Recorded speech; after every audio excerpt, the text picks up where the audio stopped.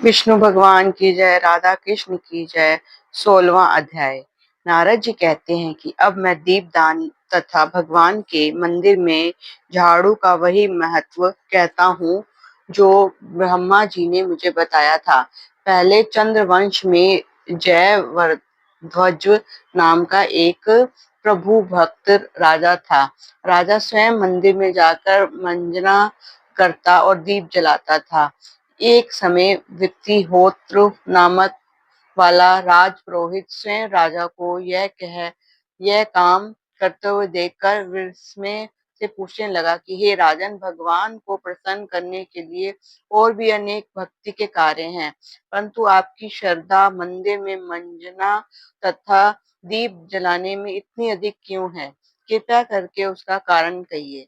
तब राजा हाथ जोड़कर बड़े नम्र भाव से कहने लगे कि महाराज, इस संबंध में मेरे पूर्व जन्म का एक अत्यंत विस्मयकारी इतिहास है, जो भगवत कृपा से मुझे इस जन्म में भी श्रवण है।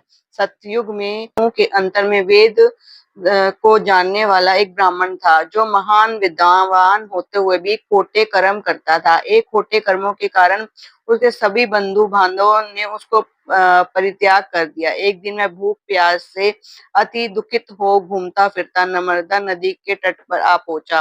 वहीं पर उसने अपने प्राण त्याग दिए। उसकी स्त्री भी व्यभिचारिणी थी, अतः उसके बंधुओं ने उसे भी घर से निकाल दिया। उसके गर्भ में दंड केतु नाम वाला महापापी उत्पन्न हुआ, परंतु स्त्री तथा पैसे के अभाव में मैंने गो, पशु तथा अनेक मनुष्यों को हत्याएं की। एक रात्रि को किसी दूसरे की स्त्री के भोग करने की इच्छा से एक सुने मंदिर में गया। वहां जाकर कपड़े के स्थान साफ किया, फिर दीपक जलाया। इतने में उस शून्य मंदिर में दीपक जलाता हुआ देखकर गांव के रक्षक वहां आ गए। उन्होंने मुझे चोर अथवा डाकू समझकर लाठियों से मार डाला। देह से प्राण निकलते ही भगवान के दूत वहां आ गए। उन्होंने मुझको सुंदर विमान में बिठाकर बैकुंठ को ले गए। कार्तिक के महीने में भगवान के मंदिर में दीपक जलाने तथा झाड़ू देने से मुझे इतना फल मिला कि कई कल्पों के तक स्वर्ग में सुखों भोग कर भी चंद्रवंश में मैंने जन्म लिया। यदि श्रद्धा और भक्ति पूर्ण कार्तिक के महीने में यह सब कार्य किए जाएं, तब तो उसके पुण्य का कहना ही क्या, अंततः फल प्राप्त होता है। नारद जी कहते हैं, प्रथु, जब अब दूसरे के दीपक जलाने का महत्व सुनो। मनु के वंश में रेवत नामक राजा भद्रबुद्धि नामक वाला पुत्र था। उसके यहाँ महापराक्रमी सुदर्शन नाम का पुत्र उत्पन्न हुआ। भद्रबुद्धि की राजधानी में नर्मदा के तट पर समीप महेंद्र पर्वत पर थी। एक समय दूरदर्शन वन में शिकार खेलने के लिए गया। अपने साथियों के साथ घूमते फिरते समय उसने नदी के उस पार एक सुंदर कन्या को देखा। अब उसने साथियों को वहीं पर छोड़ घोड़े पर सवार सुदर्शन तत्काल नदी के उस पार जा पहुंचा। वहां उस रूपवती कन्या को देखकर वह उस पर मोहित हो गया। कन्या भी शोभायुक्त यह बलशाली वीर पुरुष को देखकर लज्जा को प्राप्त हुई। फिर सुदर्शन के पूछने पर उस कन्या ने बताया कि वह गौड़ राजा की पुत्री है और उसका नाम मदन लसा है। अपनी सखियों के साथ क्रीड़ा करने के लिए यहाँ आई है।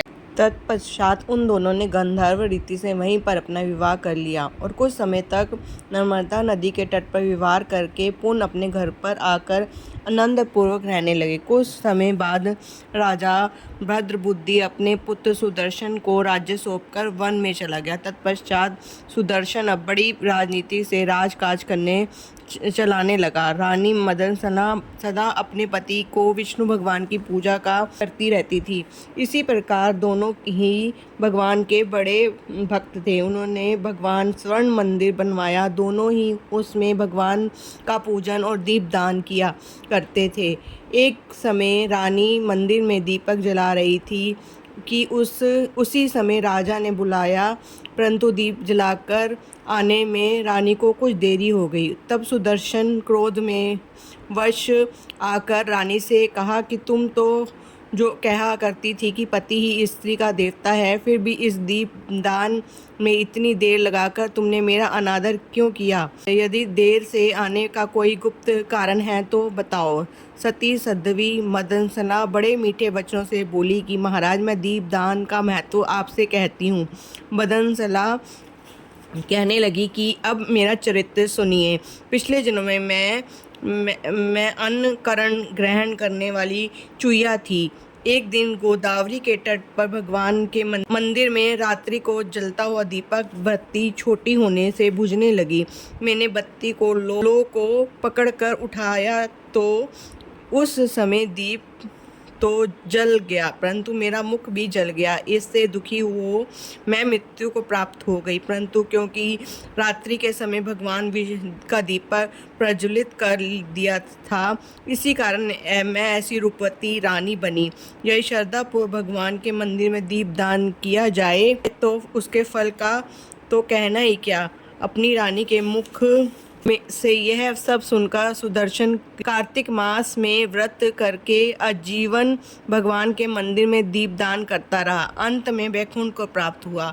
विष्णु भगवान की जय। 16वां अध्याय समाप्त। राधा कृष्ण की जय। नारायण नारायण नारायण सत्य नारायण नारायण नारायण।